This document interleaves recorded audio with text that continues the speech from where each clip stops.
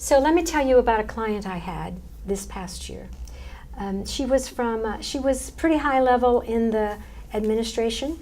Her role was to develop the administrators at the leadership level for the entire suburban school district. She and her team did an awesome job. They were really wonderful at giving workshops, and they were always making sure that their administrators were on the cutting edge. So the superintendent then retired, and by golly, the new person that came in had a different vision for her department. And he also had somebody from his side who he wanted to bring in. So she no longer had her role, and he said, oh, by the way, he's got his team, so I'm going to let your team, you and your team, you're going to work with the support staff. They felt like they were demoted. They thought, oh my gosh, I don't know if we want to do this. And there was this black cloud over herself and her department for, a month or 6 weeks. And then she said, I'm making myself a victim, and I don't want to feel like a victim. So we started working on her personal brilliance, helping her remind herself, what is it that you do? What is your strength? Right. What is the work that really resonates with you? She says, I love developing people, and I do a damn good job of it, and my team is just wonderful. So she said, all right, we're here.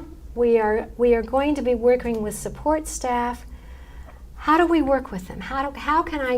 What's my next step? So she said, I think I need to bring my team on board. They're still in grieving. And so she said, let me see what I can do. So she started having conversations with them and saying, these people haven't had much development. How can we help support them to be, more involved maybe with the students and see their role there? So they got really working together among themselves, thinking about, well, maybe this has possibilities. So they began to think about their worth and what they were working on. It's the collaboration. Collaboratively, they began to build each other up, lift each other up, so that they could get into this work with a positive attitude.